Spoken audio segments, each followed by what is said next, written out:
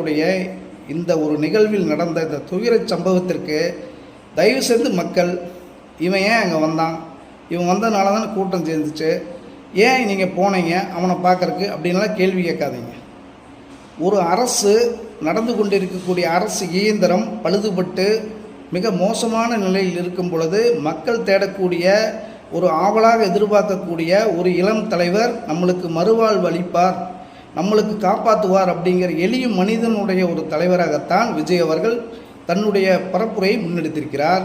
இந்த பரப்புரையில் நடந்த இந்த துயரச் சம்பவம் என்பது அரசியலின் ஒரு விதமான எதிர்ப்பலையில் உருவாகி இருந்தாலும் கூட அவர்கள் எதிரிகள் எந்த சதியை மேற்கொண்டார்களோ அந்த சதியில் அவர்களே மாட்டிக்கொண்டார்கள் என்பதுதான் வரக்கூடிய மக்களுடைய அந்த நேரடியான மனநிலையின் பிரதிபலிப்பாக இருக்கிறது.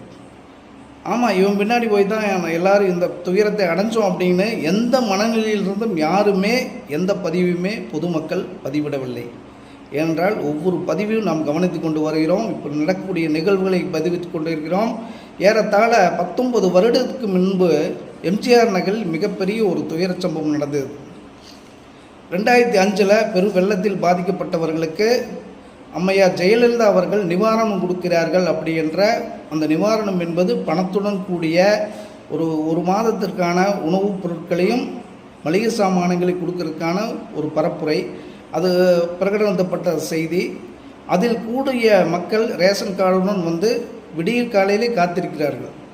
ஆனால் வேண்டுமென்றே ஒரு சதிகார கும்பல் நேரமே போனால் தான் கிடைக்கும், முன்னாடி போனவங்களுக்கு தான் முதல் உரிமை என்று உடனடியாக அங்கே ஒரு சதிகார நாள் பரப்புரை செய்யப்பட்டு சென்னை எம்ஜிஆர் நகரில் மிகப்பெரிய அளவில் ஒரு கூட்டத்தை அவர்கள் கூட்டி அந்த நெரிசலை பயன்படுத்தி அந்த நெரிசலில் 41 பெண்கள் குழந்தைகள் உட்பட துயரமான ஒரு மரணத்தை சந்தித்தார்கள்.